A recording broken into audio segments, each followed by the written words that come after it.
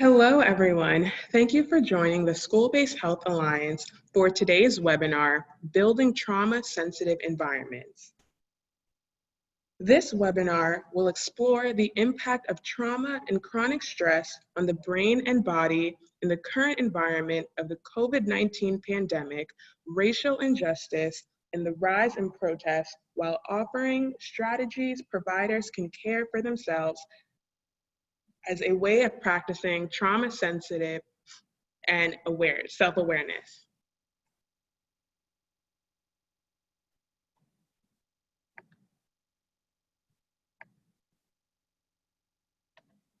Before we begin, if you are viewing as a group, please go to the chat window in the chat icon and type in the name of the person registered for this webinar and the total number of additional people in the room. This will help us with our final attendance count. The School-Based Health Alliance is the national school-based healthcare advocacy, technical assistance, and training organization based in Washington, D.C.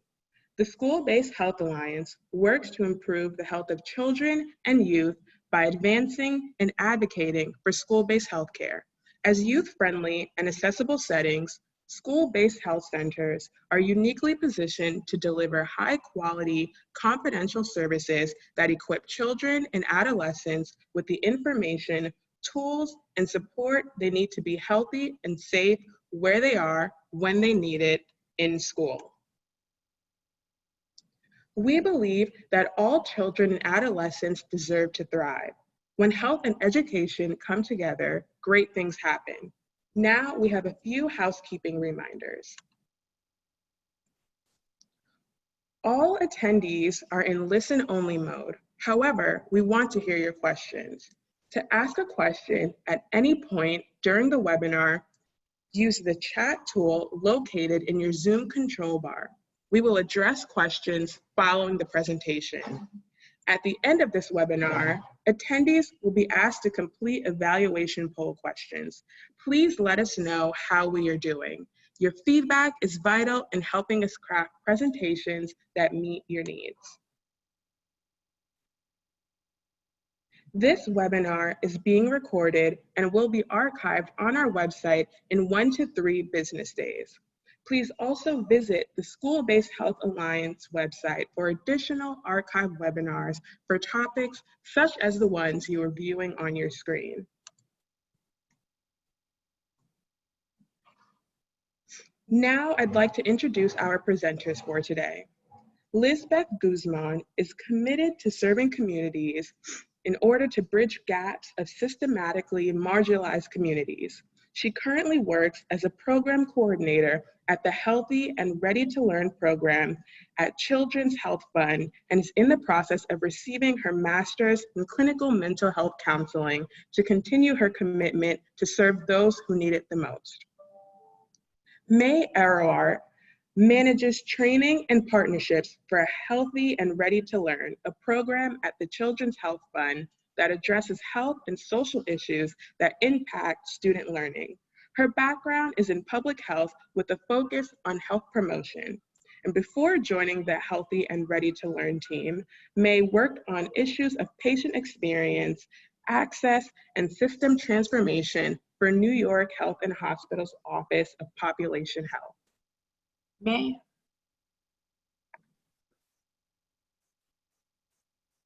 Hey. All right, gonna go ahead and share my screen. All right.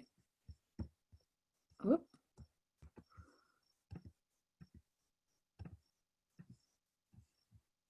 There we go. Sorry about that.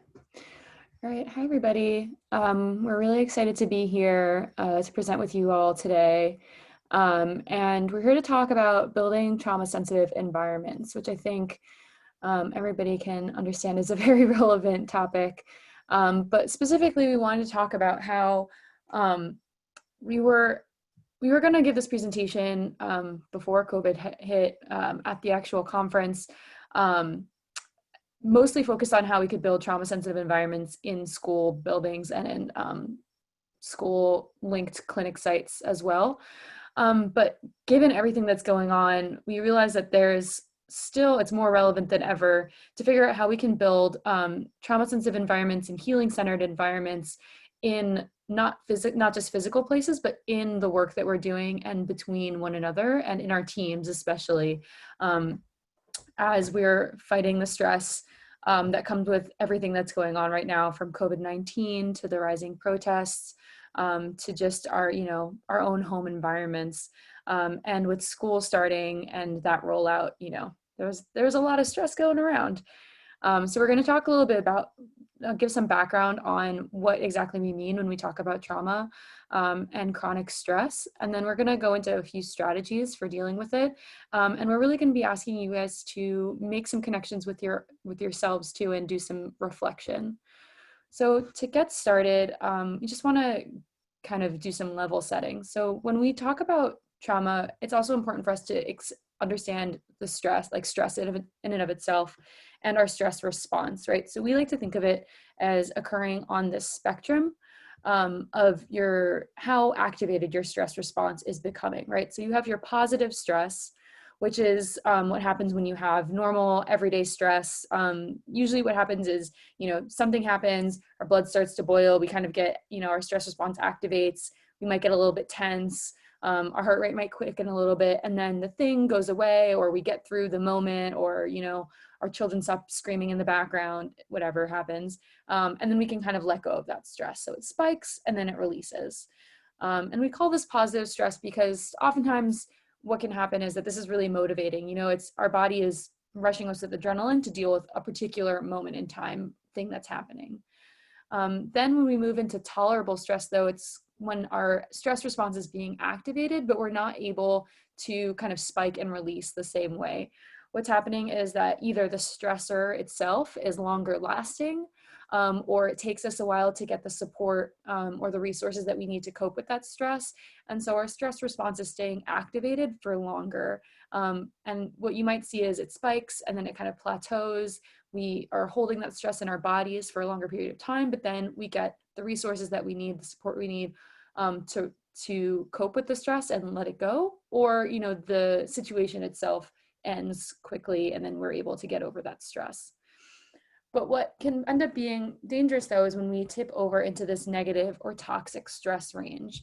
And what that means is that either the stressors themselves are very long-lasting or very complex, or the stress that we're experiencing isn't buffered by supportive relationships, or we don't have the resources that we need to deal with the stress that we are experiencing. And we call this toxic stress because what happens is our bodies are responding to the stress. We're getting flooded with all of the, the cortisol and the stress hormones, and our bodies are going into overtime to help us kind of prime all of our responses to deal with a stressful situation. But then that situation is never resolved. And what happens is our body kind of adjusts to that level of stress and decides that that's the norm, the new normal, or the new baseline level. And this is really taxing for our bodies. It's really taxing for our brains. And what happens is it becomes toxic, and I'll talk about this in a minute, is that we start developing in response to that stress as if that's normal, to be operating at this very, very activated level.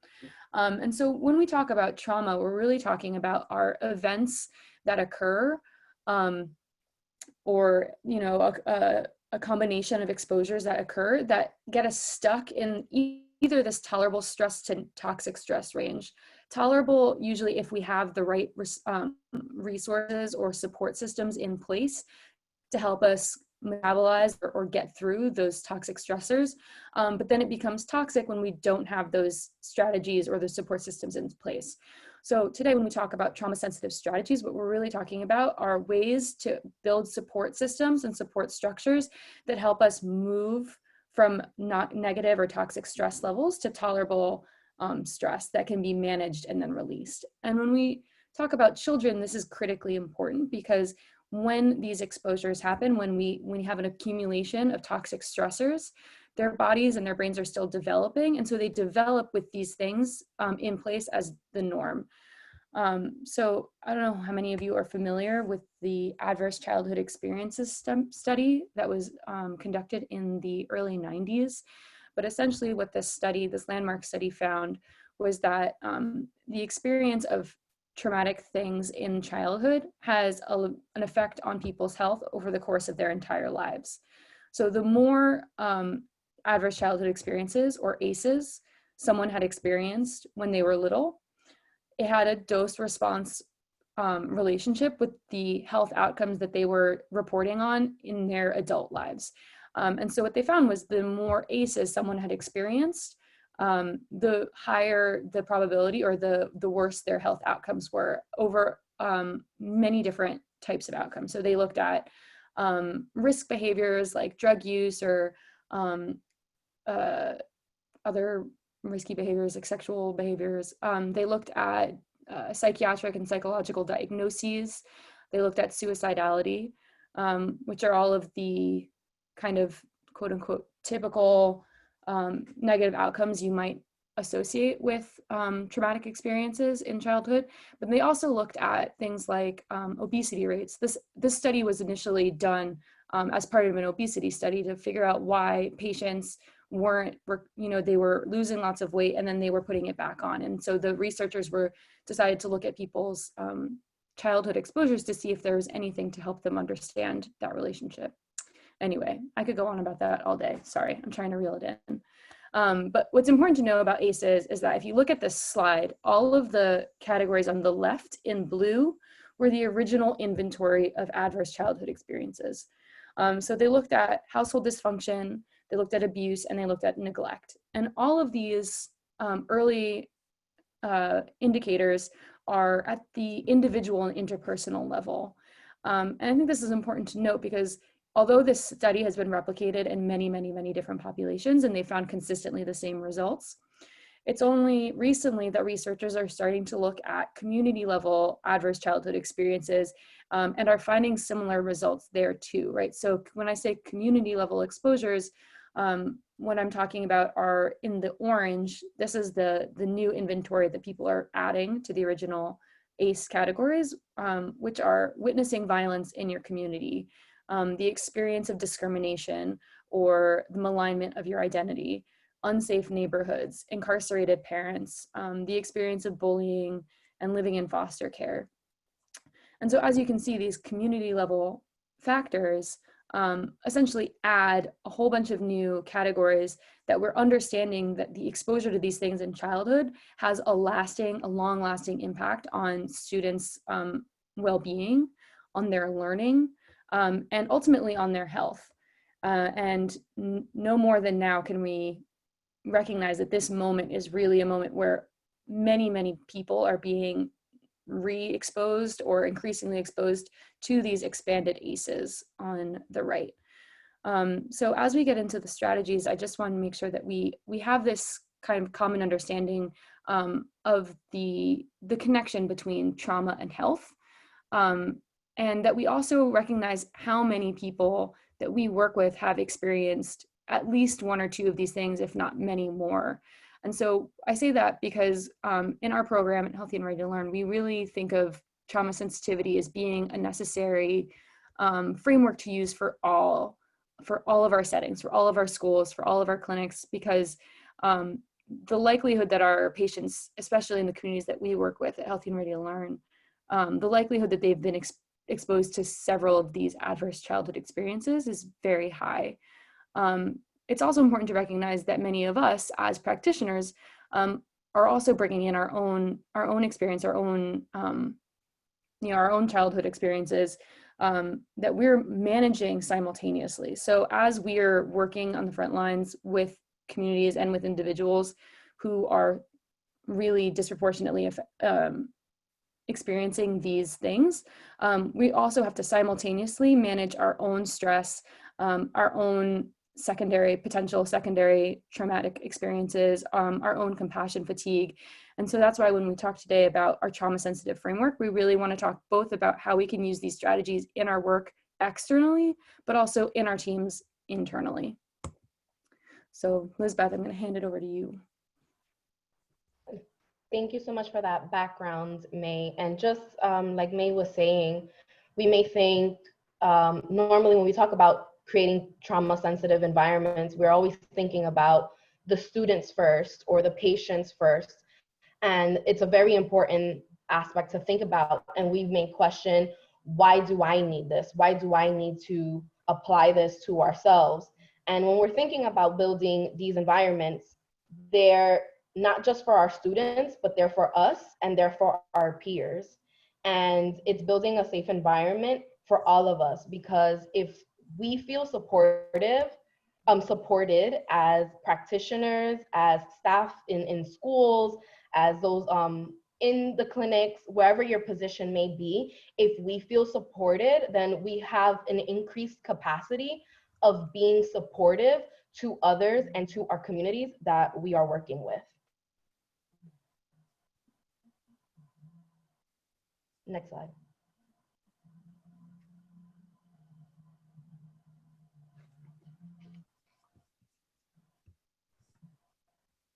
And so with that in mind, I would like to invite all of you to do this mini self-check-in.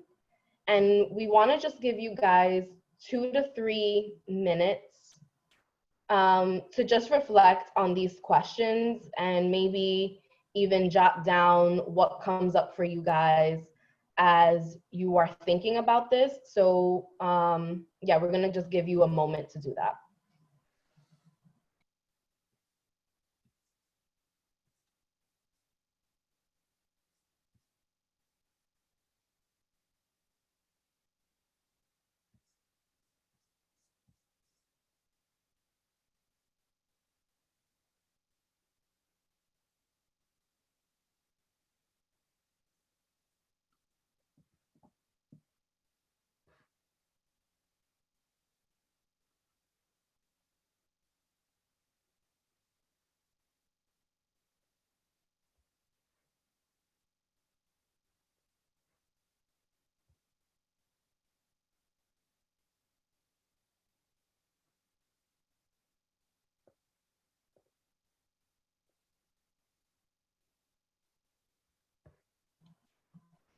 If you feel comfortable sharing your answers in the chat, that is totally okay. If you would not like to put it in the chat, that's also okay as well.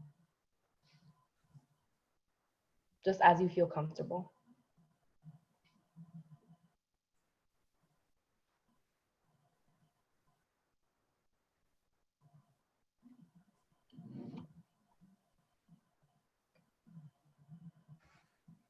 So as we're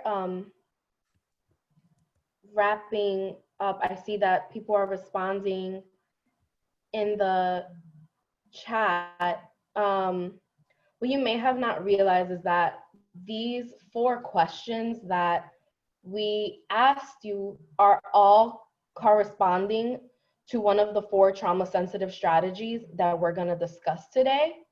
And so we're kind of going to break down what question corresponds to what strategy and how to apply that to self and to our work as well.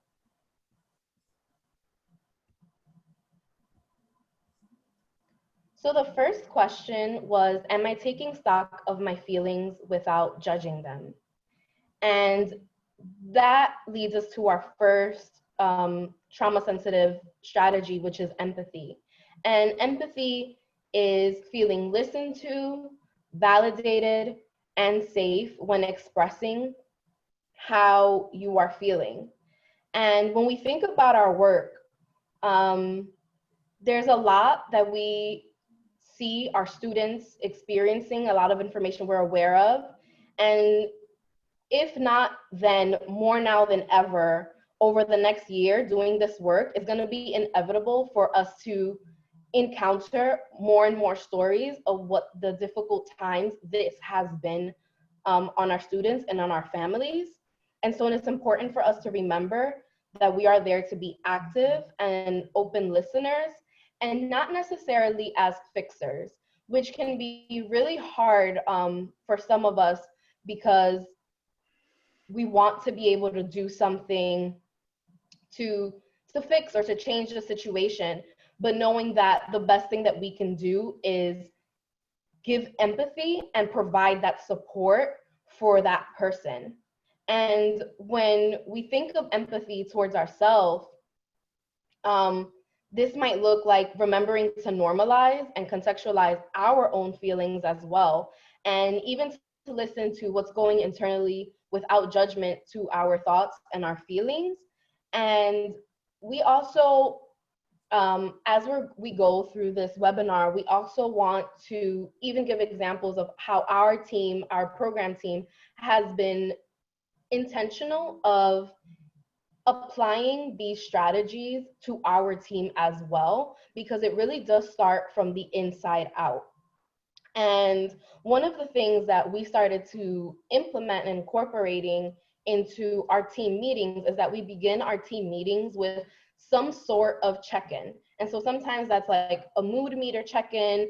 We can do colors, sometimes we do words, sometimes we do weather check-ins, and sometimes we get really, creative and funny with it. And the last one we did, we kind of made this image from one of our favorite TV characters and put all the different expressions of that character and said, well, which expression of this character are you today?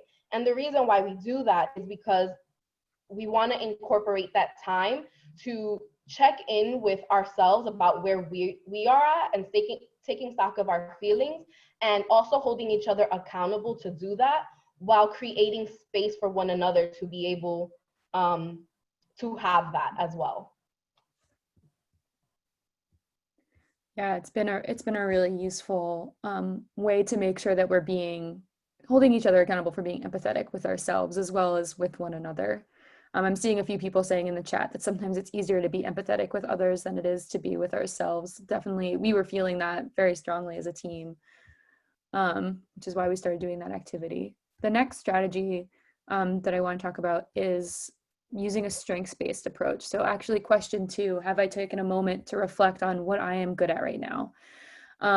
Strengths-based approach is a strategy that means focusing on the positive characteristics that someone is bringing to the table instead of their deficits, and really trying to shine a light on those strengths as a way to get through some of the more challenging moments. And as we're all confronting new challenges now, it seems like every day something new is getting thrown at us. It takes a lot to learn all the new skills to catch up with all of these demands. And it's really easy to not give ourselves enough credit for that process, right? Even just that process of getting caught up with all of these new things. And so that's why it's especially important to reflect on our strengths and not just get so fixated on our shortcomings. I saw a few people in the chat writing that negative self-talk is really easy to fall into, and it's hard. It really is hard to combat that. And that's why having group accountability has really helped with us. So we actually talked about this on we were doing a series of community conversations with the families from our schools. And we had one mother share with us that although it's been really hard being at home with all the kids there in the house, one thing that they had been doing together as a family was coaching the youngest child as they're starting to learn to walk. So they were telling us that the 11-month-old just started walking, and every time she falls down, everyone in the family watches and claps and encourages her to get back up again. And she shared with us that they're all learning about each other's strengths throughout this hardship, and that they're really happy to hear that using a strengths-based approach is actually a strategy for combating that stress, and that they've been doing that without even realizing in our team. And I actually saw somebody submitted in the Q&A an article from NPR about how celebrating successes can help combat ACEs, help combat those adverse childhood experiences. And that's exactly right. And that's why this is a trauma-sensitive strategy, right? Because focusing on strengths is a way to build back up that self-esteem and really build in that motivation. What that's looked like on our team is 2 members of our team, actually, we had a huge project they had a huge project of refreshing our website. And I remember when the project was finally finished, we had a team meeting, and they were really getting down on themselves about how little other work they had been able to get done while they were working on the website, and how they felt really behind and they were really burnt out. And our director at the time stopped the meeting and said, look, I just wanted you guys, I'm hearing you guys really, focusing on everything that you haven't been able to do because you were working on the website. And I just wanted to make sure that you saw how much of an accomplishment that really was, that you did a huge thing, and this website is amazing, and this work couldn't have been done without you. And that was really her modeling for us as a team the importance of really highlighting our strengths and taking time to be grateful for the things that we have accomplished. I saw somebody in the chat said that they have a gratitude list that is really helpful as strengths-based practice. And I actually hadn't thought about that until you said that. Our director also started a gratitude list for the team that we had been working on in a shared Excel document. So that's funny. It's another example. The next strategy that we wanted to talk about that I've seen a few people mention in the chat as well is predictability. So that question, do you have daily routines that help you feel grounded, is really getting at this point of predictability. And in uncertain times, predictability helps us promote a sense of control and a sense of safety. And especially for people who have experienced trauma, at its heart, a traumatic event is something that disrupts our base of safety and our understanding of our own safety and our sense of control. And so in general, for the people who have experienced trauma, predictability is really critically important in helping restore that sense of safety and predictability. So predictability and routine help us manage our anxiety by, giving us a sense of, this is what's going to happen next. So the world is predictable. I know what's happening and I'm in control of what's happening, or at least I know what to expect. And so in schools, what we usually say is, as things change, although we can never guarantee that any outcome is going to be airtight and 100% predictable, but that when someone has experienced trauma, it's important to help talk them through any changes that are coming up, and allow them to talk to us about their anxieties about these changes. So in our work now, what that might look like is, sorry, I'm losing my train of thought. What that might look like now is talking through what the new routines are going to be, giving the clear information upfront, what we do know, what we don't know, what routines we're anticipating to put in place. At home, that might look like, having a really, talking to your children at home and sitting down and being like, okay, well, this is what our days are going to look like. This is, every morning we're going to do this. At lunchtime, we're going to check in, and this is what this is going to look like. Our evening routine is going to be this. And this isn't to say that it needs to be, regimented, but more that it's just having the framework and discussing that framework so that people know what to expect. Our team did this when we first went remote back in March, as all of the COVID details were coming out. What we ended up doing is we had 1 week where our first full week of working remotely, we were all completely, all over the place, working crazy hours. We were getting emails from each other at midnight, and we were just all, coping in very different ways. And what we did is the next week, we had a team meeting to talk about, okay, well, what is our work routine going to look like? And how are we going to hold each other accountable to that routine? And so, we decided that what would work for us was that we weren't going to have any meetings before, I think it was 10 or 11 a.m. because we were noticing that if we started with the meetings, we weren't catching up with our work. And then that was making us more stressed in the afternoons. And so, we decided to have this kind of predictable team cadence for our work together. And that was how we helped kind of regain a sense of control over our own schedules and our own communications. And I have to say that really helped us. So that's both the external example and our intrapersonal example. I'm going to kick it back over to Lizbeth to talk to you guys about prevention. So our fourth strategy, which was the fourth question on the self-assessment, was, am I able to recognize when I'm falling into repetitive negative thoughts? And we often invest an exhaustive amount of time and our effort into managing the negative feelings that are coming up as they're emerging in real time, rather than working to deal with those underlying causes before we get to that elevated state.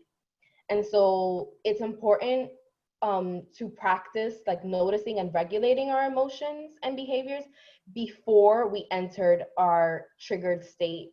And, you know, some of that can be encompassed into that self-awareness piece of knowing what your triggers are, of knowing what my buttons are and how do I manage those emotions before I get triggered and I'm in a negative state, because it takes a lot more work to come down from those negative feelings and behaviors once they've already been like triggered at that point. And so in one of our schools, from our community conversations, we like learned that one of our parent coordinators, she does something called sunshine calls. And so she sits on several teams of her schools. And when she hears that a student or a family is struggling or something might be going on, she taps in and she checks in on the family and she calls the family with the effort and like with the intention that she is building a relationship with them from the beginning before things get to an elevated state. Because what ends up happening is that once they are in that state, then it's kind of like that fall off that we also know very well. When we can't engage a student, we can't engage a family, and they're too far out of reach. And so she does these calls when she starts to get like the inkling, like, okay, something might be up, so that the support is already implemented, and that if something does go to another level, they already have that system of support and that relationship built in with her. And we also heard from one of the mental health counselors, and she shared with us how she applied this to herself and how she was aware of her own feelings and how she employed her prevention. And she had this thing where on Sundays, after she checked in with her family, with her friends, because they all live far away, make sure that everything was good, she turned off her phone, she turned off all like her media, and she has what she calls silent Sundays. And for her, that is what she has to do for herself in order to regulate her emotions and her behaviors, in order for there to be prevention, instead of then dealing with everything later on in the week, and it just kind of serving as that reset. And, you know, on our team, it was really funny because when May and I were, you know, creating this presentation, we were kind of just thinking about our team a little bit and how intentional our director was about this stuff. And sometimes we didn't even recognize that that's what it was. And some of the things that she recognized, like when she was recognizing that we were falling into like those negative thoughts and like those behaviors, and we were on our brink of like burnout, she would force us to take a day off.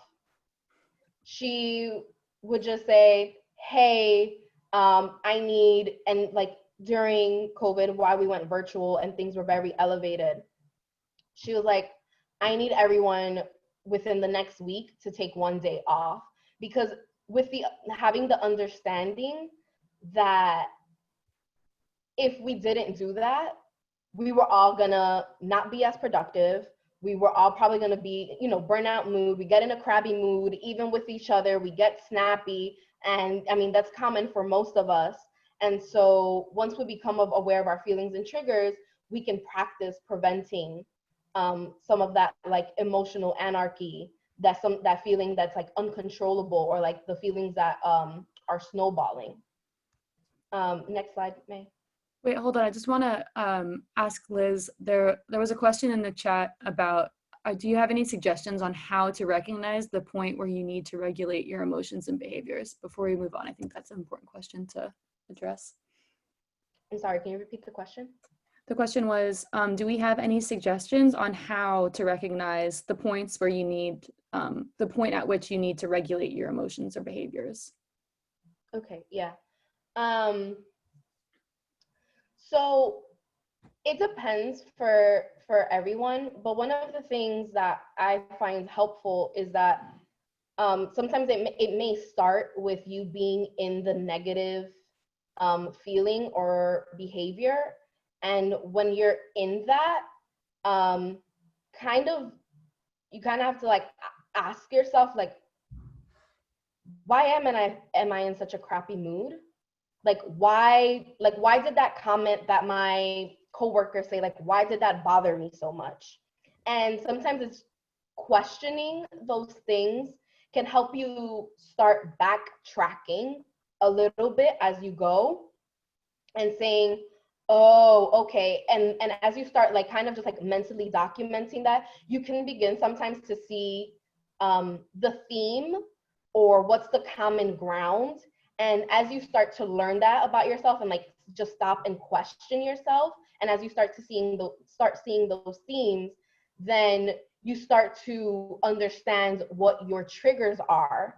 And once you start to understand what your triggers are, then once you kind of get a sense like, oh, okay, I know that in this setting I get triggered, so I know that I need to manage this, or I need to employ some sort of self-care management tool, which is a little bit what I want to talk about in the next slide a little bit as it goes in with prevention. But it's really just asking yourself those questions, like, what is that? What really bothered me about that? And like taking the time to reflect on that will begin to shed light on some of those common themes and what those triggers may be. Yeah. And just kind of like going backwards a little bit. Yeah, and I would add that something that's really helpful is talking with, we have a really trusting relationship with our team, but I know also checking in with friends and family members, sometimes there are external signs that we're giving off, that we're, getting to that kind of critically stressed point where we're hyper reactive. And I know on our team, because we talk about this stuff a lot and we all make an active effort to be self-reflective, we also have gotten pretty good at being like, hey, I've noticed that, maybe I've noticed that Lizbeth is getting a little bit, she's getting in, she's exhibiting the signs of being like at a tipping point stress-wise. Maybe it's time for me to ask if I can help her out and like take something off her plate. Or our director used to be really good at knowing what our kind of tells were. And then that's when she would kind of step in and be like, hey, I think you might need to take a step back.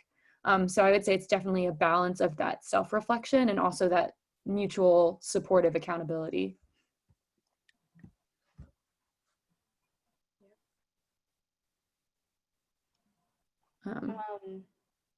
That really ties in really well as we talk about prevention.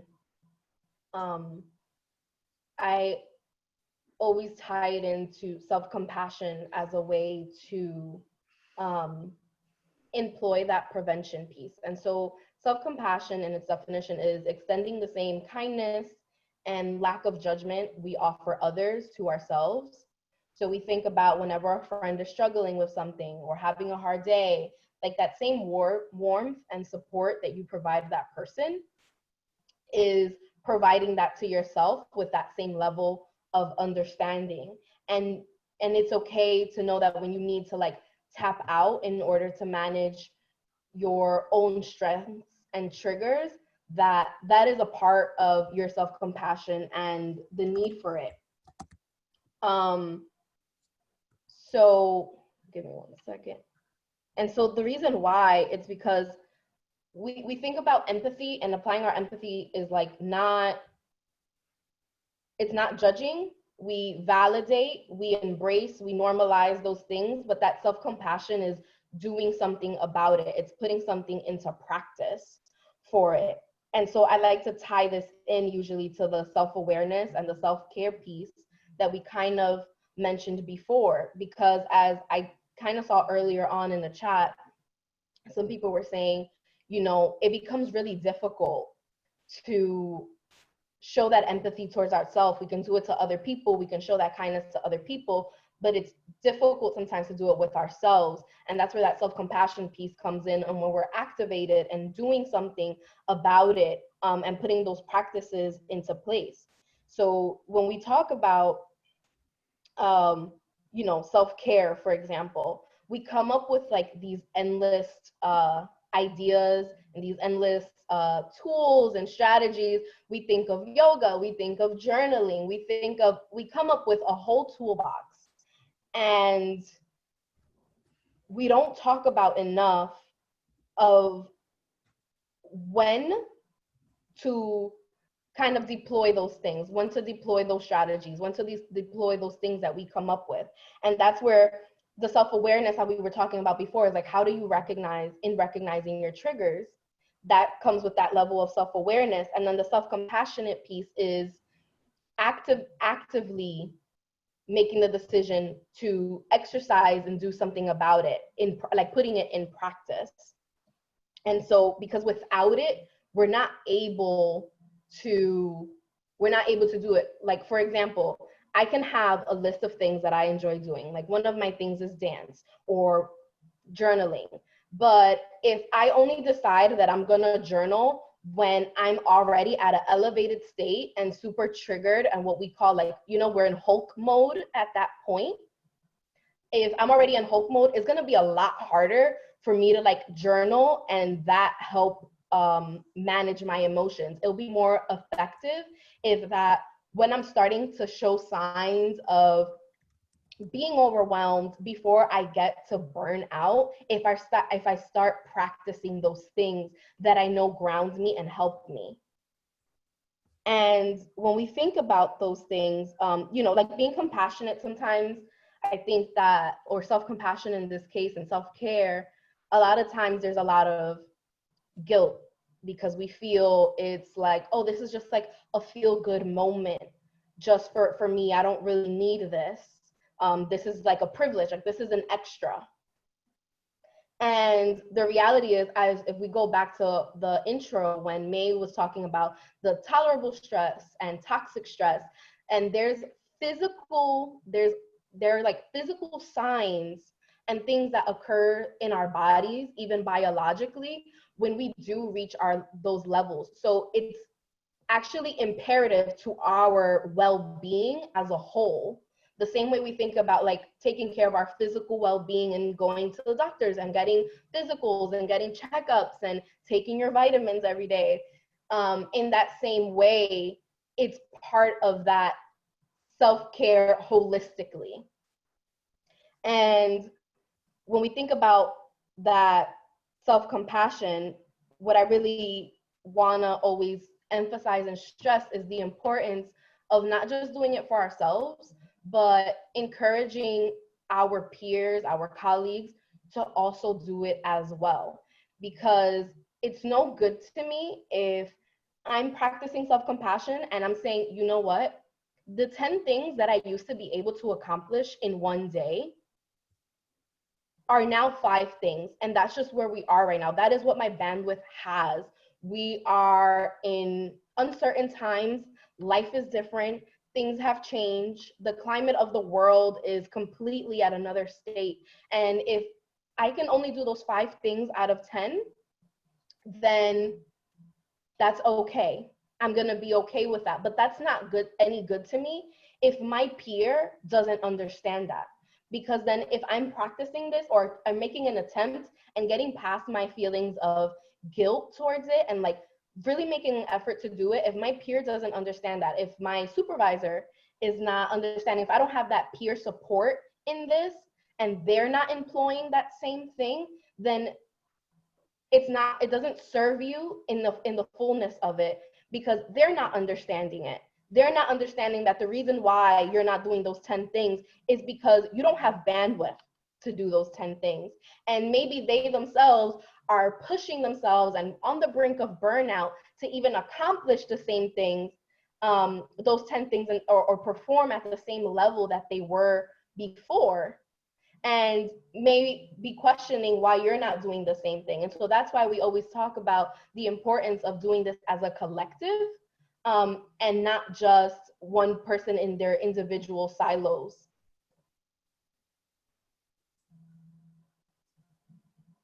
Yeah, so I think that's a great transition for talking about why it's really important to manage our expectations of ourselves and one another. And I think, Karen, you brought this up in the chat that our institutions tend to focus more on metrics and on job performance, and sometimes can overlook these things. And as Lisbeth is saying, it requires, it requires everybody to be playing a part and to be on board with these new metrics. And what we've actually started doing is talking about in our own work, not just with ourselves as a team, but in the way that we've been working at schools, is looking at whether or not we're also emphasizing relationship building as a key metric that we should be tracking. And that might be a qualitative metric and not a quantitative metric, but by centering that in our questions to ourselves about the work that we're doing and about the approach to the work, we are making sure that we're infusing this with our model more generally.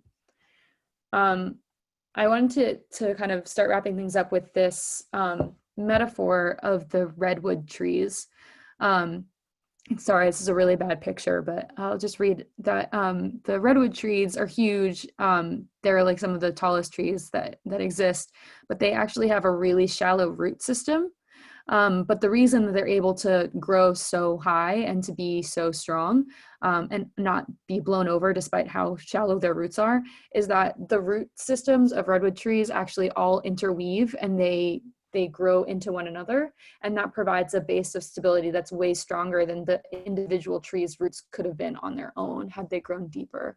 And I know it's a little bit cheesy, but we really like this metaphor because it really does show us and demonstrate that we need to create these systems of healing and these systems of mutual support, because as you all have been saying, you can't pour from an empty cup, and we have to have we can't expect any one individual to practice self-care enough to be able to create a system of support.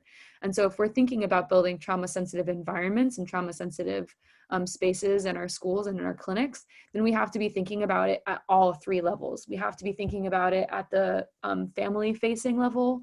We have to be thinking about it at the personal practitioner level in terms of self-care, but we also have to be thinking about how we're building trauma-sensitive and supportive spaces within our teams. And although we might not have control over the overall clinic or the overall school, we might not be able to change the system all at once.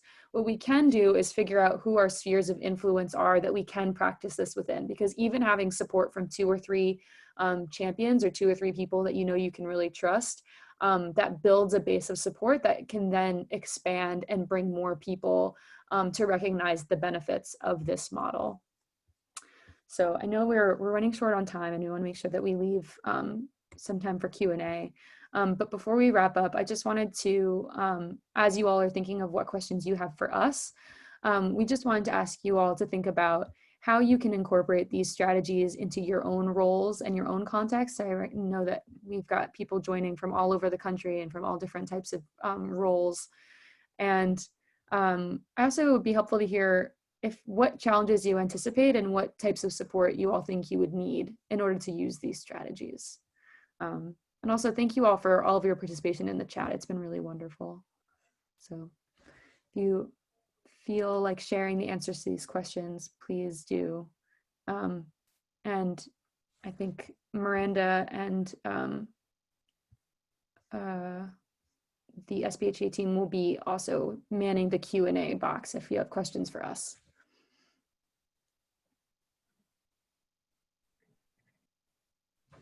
Oh, and I'll point out, Lisbeth just dropped in the chat. So the questions that we asked you all at the top, those 4 questions, we actually created a Care for the Caregiver workbook that has a full inventory of questions for all 4 strategies. And it also has some prompts for self-reflection and an expectation setting worksheet so that you can kind of walk through all the different steps of identifying, practicing this self-awareness, and then putting it into practice with managing expectations of what you have to do in that given time. Thank you, May and Lisbeth. Now is the time to enter your questions into the Q&A box in your Zoom control window. While you are entering your questions, we also will be launching a poll evaluation, so you can just take a few moments to enter those questions and also answer our evaluation poll questions.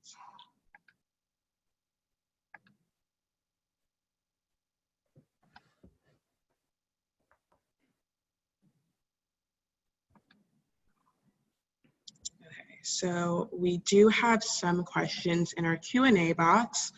So the first one we have here is, you have described how to prevent developing the negative repetitive thoughts, or at least how to prevent an elevated state. Any thoughts on what to do when people are already stuck in the negative thoughts?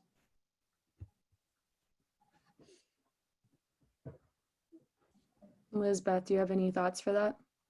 Yes. So, as relevant as best can be to this webinar and the spaces that we work in, it's really going to be about when there's someone already stuck in that elevated state or in like Hulk mode. It's really hard, right? Because like, even if you're trying to point things out to them or get them to see through, they're really not processing what it is that you're saying or trying to communicate with them. And so what the best that we can do is provide a safe space and environment for them to de-escalate. And the environment for that to occur, that de-escalation occurs in a trauma-sensitive environment, and it's holding space for people in that way. So, we use the word space, and space doesn't have to be literal of 4 walls and a building, but it's those relationships and those connections that we even have with our peers, is that if we remain practicing these strategies, even if we can acknowledge that someone is stuck in that elevated state, then that is the best way to then help them de-escalate, because they will feel safe. And when they are, become more de-escalated, then that will allow an entry for, change or conversation to come. But they have to feel the empathy and feel safe in order for them to even get to that place. Another question we have here is, how do you recommend helping kids begin to recognize their emotions and behaviors before they are triggered?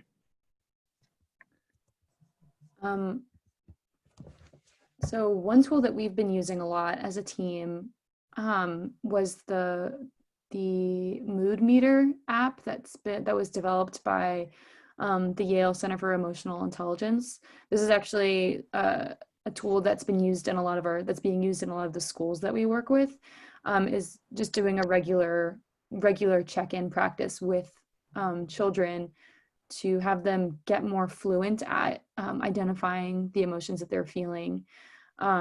Another really important tool that we use in schools that could also be used at home is having peace corners. So when students or children are starting to get kind of that increased activation, and they're maybe reaching the tipping point of activation or of escalation, at a certain point you get triggered, then you get anxious, and then you start escalating. And if you're not able to kind of catch that early enough, and it starts to snowball into Hulk mode, the most important thing is to recognize that that's happening, and allow enough time to come back down from that activation and cool off before then having a talk about accountability and what happened. So peace corners are a really good thing to set up to allow a child or a person who has who's hulked out, to go into a corner, kind of do an activity that's peaceful and grounding. Maybe that's drawing, maybe that's, doing some kind of physical calming activity or deep breathing, and then come back and talk about what happened. It's really important to have kind of a strategy for the different stages, right? It's the self-awareness tools, those check-in tools are good for in the moment identifying those you know, as something is starting to escalate, identifying those emotions, maybe not at peak activation, but when you're getting more angry, identifying what those emotions are coming from, but then also having these calm down tools for the hulking out phase where you're kind of, you know, that might look like a tantrum or the most upset stage of that cycle. And then also having some strategies for after they've calmed down, having that conversation about what happened, why they got so upset, what it was that was really underlying those emotions. So I think those are my recommendations for that. And we have more resources on the website. I put a link in the chat. Okay. We did receive a couple of questions about the availability of the recording, slides, and resources. So just a reminder that the recording, slides, resources, everything shared in this presentation will be available on the SchoolBased Health Alliance website in 2 to 3 business days. So you can check back there. Also, we will be sending out links in a follow-up email at the end of this presentation. We do have a few more minutes for a couple more questions. So again, please enter your questions into the Q&A tool.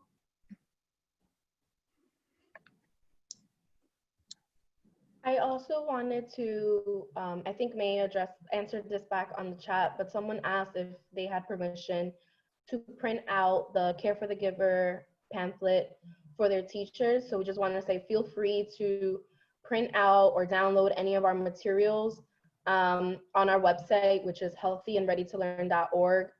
It houses all of our resources.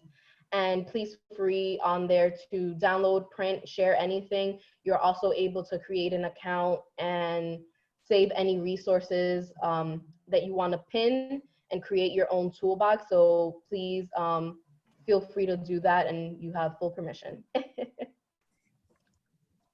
Awesome. So it looks like we have reached the end of our presentation. If you do have any additional questions, feel free to send an email to the email that's on your screen. It is info@sbh4all.org, and we will forward your questions over to the presenters. Thank you for attending our webinar today. And again, our sincerest thank you to May and Lizbeth. Thank you all for having us. Thank you all for having us and joining us today.